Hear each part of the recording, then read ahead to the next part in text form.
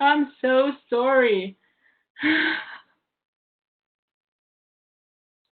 You're muted now, Belinda. I believe I can see you speaking, but I can't hear you. Oh, yes, yes, yeah, we're good now. We can see it. Perfect. Okay. Shall I go back?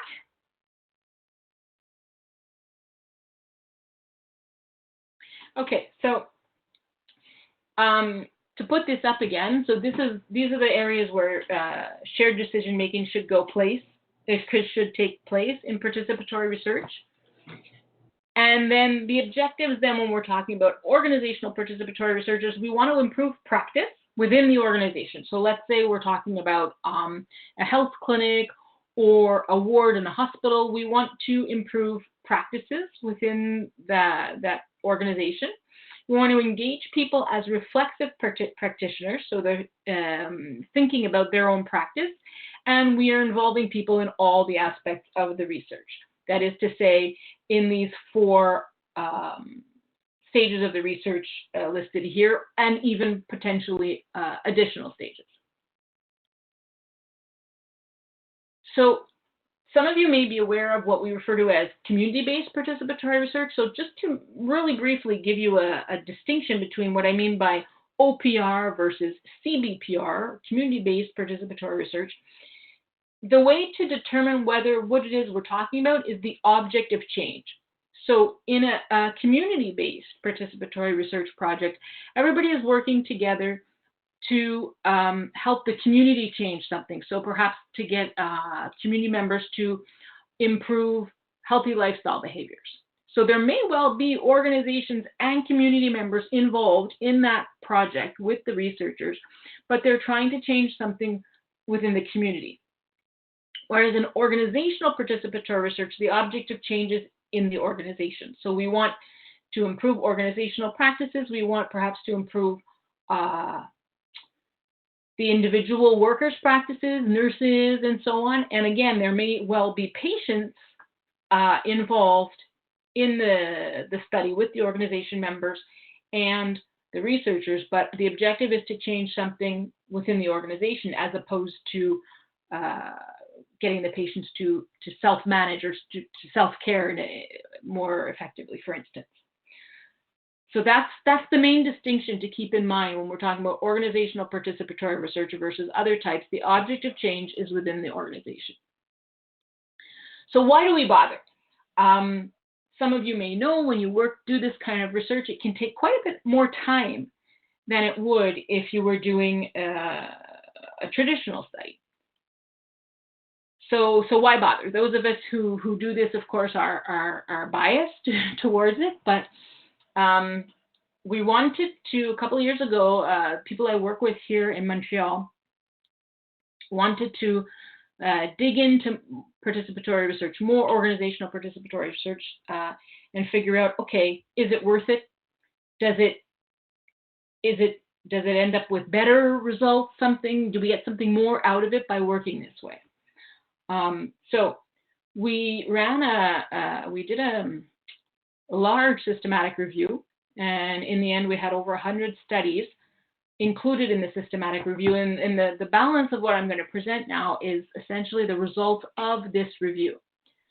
So what we found is that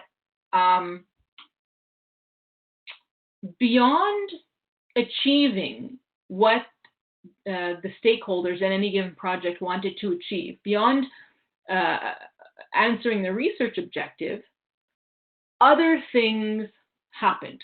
So these other things that were beyond the objective of the study is what we've termed extra benefits. So we found that in 41 studies out of the 107, we found instances of workforce development. So an example of this would be that, this is a quote, a direct copy-paste of a section of one article in our study. So an example of workforce development would be that people in the study, they learn more about their actual work and their role within the institution. And they also begin to understand more about the other people in the organization. So you have, for example, around the table, doctors and nurses and social workers and the researchers, for instance, working around one project, and you've got these people who don't normally interact with each other this way. And then through the project, they get to know one another better and understand each other better and understand the work of the other one better. And then that can translate into improved work relationships outside of the study. Another type of extra benefit we found was organizational development. So the first one was more individual, and this is more about organizational development, because certain things that change within the study, like the relationships or whatever activities that the research group may put into place, given the way that the work is done, they are sustainable. They stay. So then the organization as a whole benefits. A third type is the realm of partnerships. So there's no participatory research without a partnership. You have the people from the institution, the organization, who partner with the university members. So they learn through the whole project, they learn how to partner better, but they also then learn how to develop partnerships outside of the research project, which then may help them to improve things within their institution. We also found that leadership is developed quite significantly among a lot of the people who are involved in these types of projects, because they're involved in working towards some kind of a practice change, and through the process then they may develop the skills and the confidence, for instance, to move things forward with respect to that change. And the last type of extra benefit we only found it in 6 studies, but I always bring it up because it's not because we didn't find it in the studies that it wasn't present. It just means that the authors didn't write about it in the article. So that's one thing. Now, from my own experience as the so-called academic researcher involved in these types of projects, I always learn something. And I always, come out of the project far more well-versed in whatever, and being more able to go and do my job as a researcher much better at following the project. So I know that I always, my own capacity gets built through this project, through the process. We don't always write about that in our papers, though. So, and I would encourage the people to write about that in their papers going forward, because otherwise I find that we remain kind of patronizing, or as a paternalistic stance, if we only talk about what if the researcher only talks about what the stakeholders he works with got out of the project, as opposed to acknowledging what he or she got out of the project themselves. So those are the types of extra benefits that we found. Now, who's to say that you'll end up with some of these extra benefits, and how do you ensure that your project will lead to these extra benefits? This is what I'm going to dig into now in the next for the next few minutes. So just to before I go into the details of it, what we did in our study is we had 107 studies that were in our literature review, and we grouped them into 2 pools. One where there was really a high level of co-decision making between the researchers and the organizational stakeholders right the way through the study. And in the other pool, we had studies where the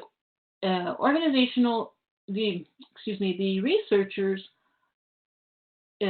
involved the organizational stakeholders right the way through, but more at a level of consultation. So our hypothesis was that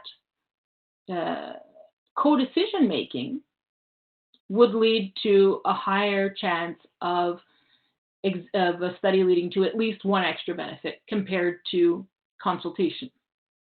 We also hypothesized that the The longer the project lasted, the greater the chances would be, because it takes a long time for people to develop their relationships and develop their partnership. And we thought, okay, if a study is more than a year old, then maybe there's a greater chance of exhibiting an extra benefit.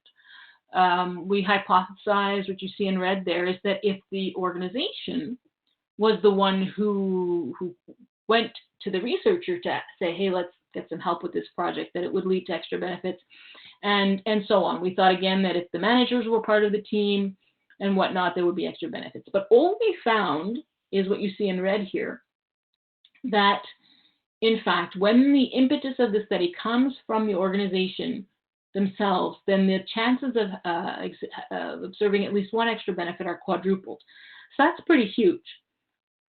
We did not find a difference between co-decision making versus consultation type of participation, which is great on the one hand from the perspective of say, managers who might not want to be able to say to their workers, okay, I'll give you a half a day a week to work on this study. But on the other hand, I want to say don't take this for cash, because what can I say, this study, like any literature review, one of the limitations is we're limited by what is in the papers. And what we found that you don't necessarily see in this table here, but in the nitty-gritty of the results, is we did find that there's something worth looking at between these two types of participation. It's worth doing, subsequent studies to see if we can't begin to tease apart the level of participation that is associated with extra benefits. So, how do you work together to achieve these extra benefits? I'm going to spend some time on this slide here. And this figure is, or I should say the practice guide that is on the BC Support Unit website is an operational, or is meant to operationalize this figure. So that practice guide, again, it's all developed from this literature review. And then we ended up with 4 groups of recommendations, a total of 26 recommendations that we built from the literature review. And then we worked with patients, about 8 patients, because that was sort of a piece that was missing in the literature review, as there weren't that many studies where patients had been involved. So we worked with 8 patients to bring the patient voice into the recommendation. And we also worked with some clinicians and some managers to further elaborate those recommendations. And then we put that through a Delphi with, I believe, 18 different OPR experts from around the world. And that's how we ended up with the practice guide that you've got on the site. So rather than going through each of those recommendations that are in the practice guide, I'm going to focus on this figure. And this figure is a result of a qualitative analysis of 83 of the studies that were in the literature review that had really a high degree of co-decision making type participation from the beginning right through to the end of each research project. A bit of a legend to look at this figure. What is in red is a process. What is in blue is an outcome. And as the colors sort of drift through in the middle, as they sort of drift from red to blue, these are sort of intermediary process outcomes, because it's really, the whole process of OPR is very iterative and ongoing, and it's presented in a bit of a linear way here, when in fact there isn't really anything linear about participatory research. So the arrow that goes right across the top, and it is meant to say, okay, the work group processes that are illustrated there happen from beginning right the way through the project, okay? And on the left, you start with forming the work group. So if you're familiar with CBPR, Usually there's a community advisory board that is put into place. So it's a group of people from the community with the researchers who govern the research project. In the case of organizational participatory research, the term that I saw most often used is a work group or a working group. And it's the same idea. It's a bunch of people from the organization, could be any type of practitioner, administrator, manager, patients, caregivers, anybody who has a stake in the issue being looked at in the study, and the academic researchers. So they form a work group and they run the project from beginning to end. Throughout, in these work groups, we found that it's important that those groups be structured. Each meeting should be really structured and should be focused, because people are busy. Nobody wants to go to a meeting and just chit-chat and feel like they're getting nowhere. So each meeting should have a specific objective, and that objective should be followed and worked through, and each subsequent meeting should pick up from where the last one left off, so that the group feels that they are moving forward consistently. The frequency of the meetings, I can't give you any recommendations about that based on what I've seen in the literature, because it really quite varies a lot from once a week to once every 2 months, for instance.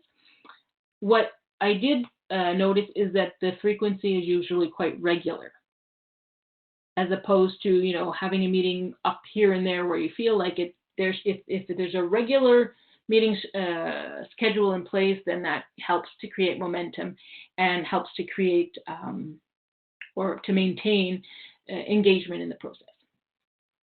It's also super important that those meetings be really supportive. And by that I mean that everybody feels that they can express themselves, that they can say what's on their mind, because the honesty and the transparency, or I should say honesty, is crucial to developing good synergy within the working group, and everybody, shouldn't say getting along, but everybody feeling like they're all working towards the same thing.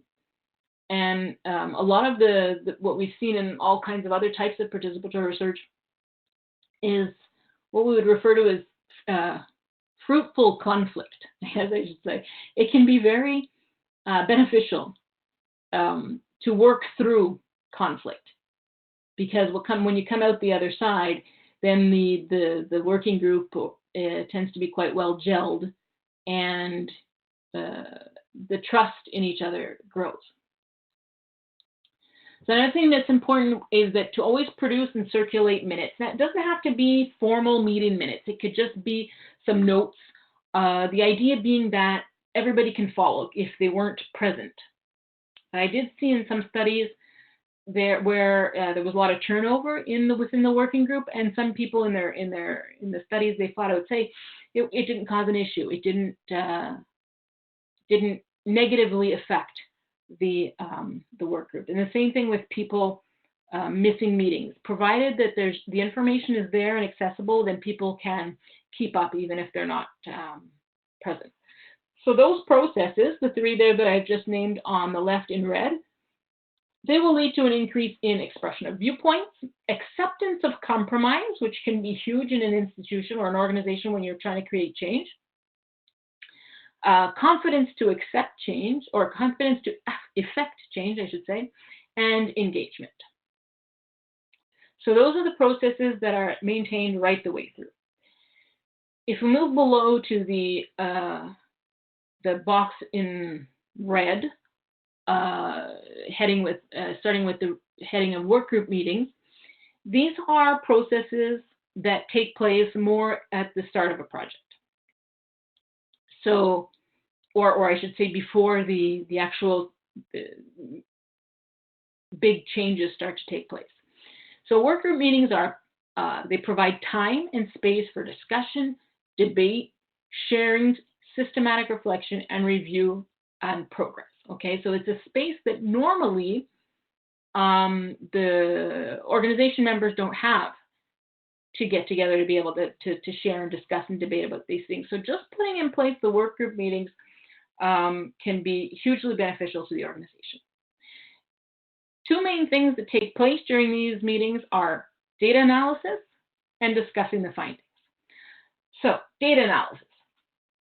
This doesn't mean, participating in data analysis does not mean, it can mean, but it does not have to mean that people are doing the actual technical work of statistical analyses in SAS or R, SPSS, what have you. It does not have to mean that they are participating in doing the actual coding of the qualitative data.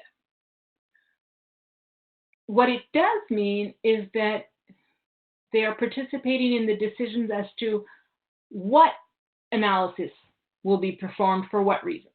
So, for instance, I did a project with a YMCA several years ago, and we were evaluating their one of their programs that teenagers participated in. And I would talk to them. I was like, well, do you want to know,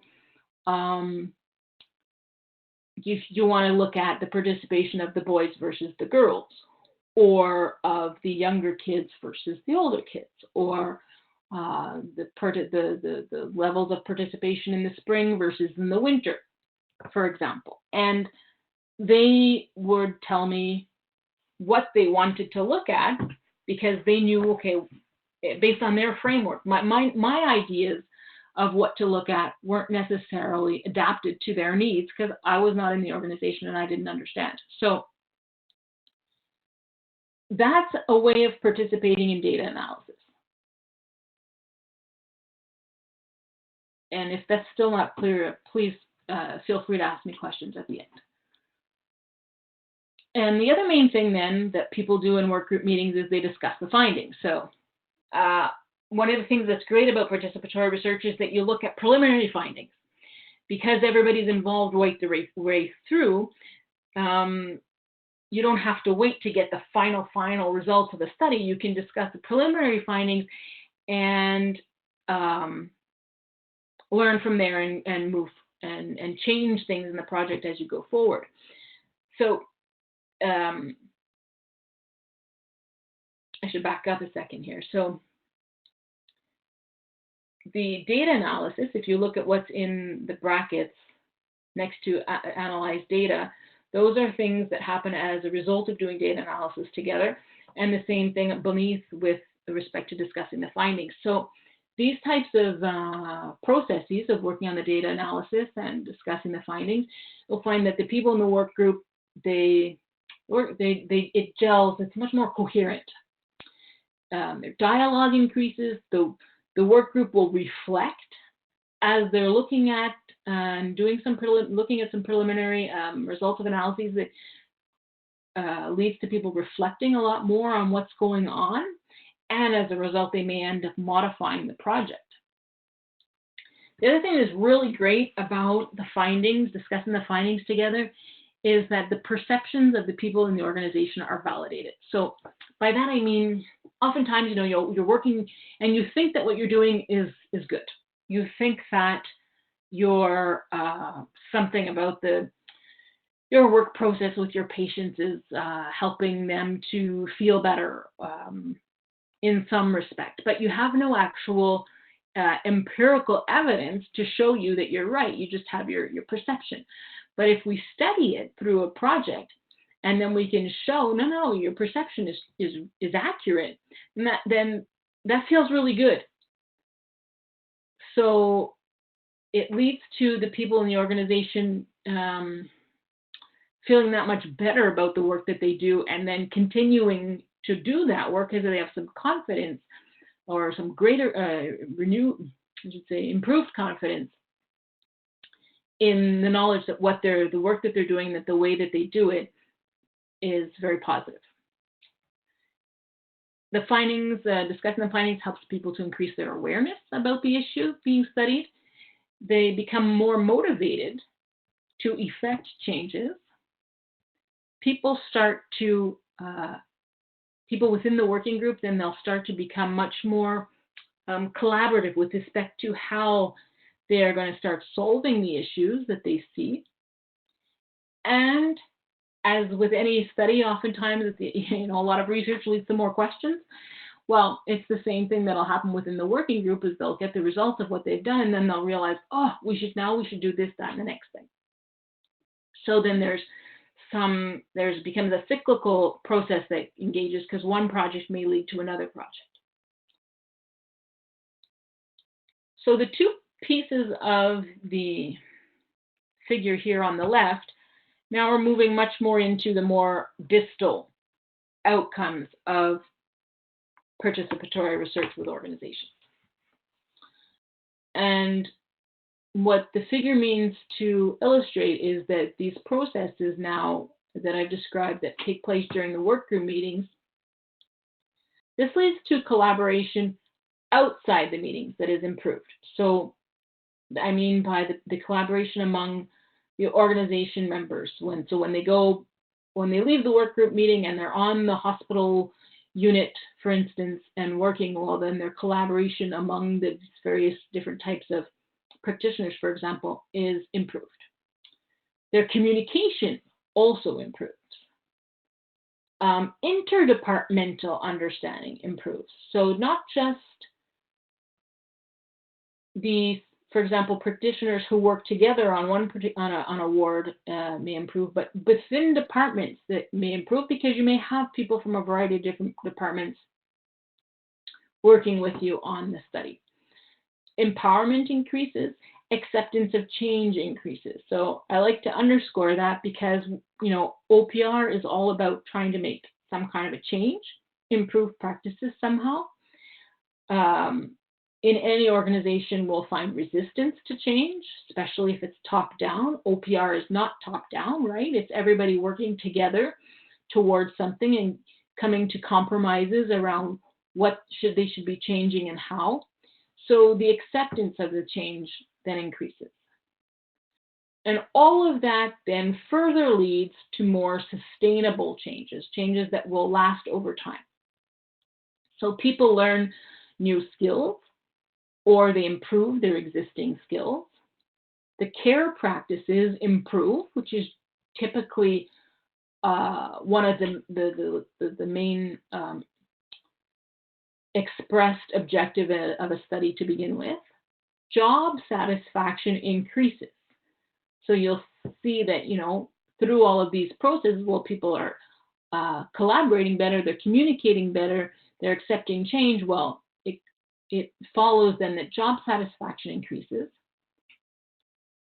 Coordination within the whole organization improves, and the readiness for change increases. So some of these outcomes here then in the end are beyond the people in the working group.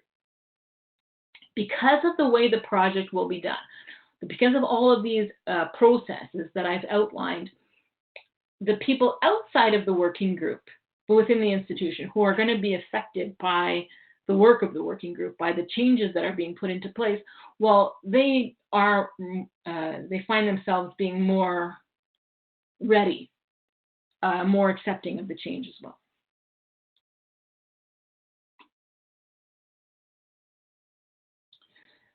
So that's the sum of what I wanted to go over, hoping that we would have then some time and some interest in discussing further about OPR. Well, thank you for that, Paula. That was a really riveting presentation. I certainly learned a lot.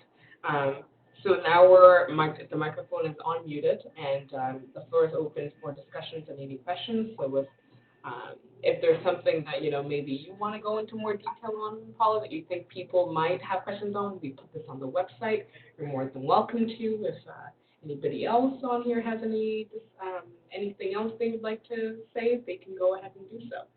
Oh, and I see myself on your screen. Oh, I'm still sharing. Okay, I'll stop sharing.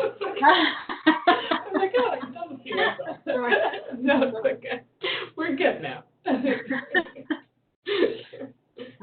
I don't want to name any names, but I do see that there's somebody on here called Jennifer. I don't know if Jennifer would like to make any comments.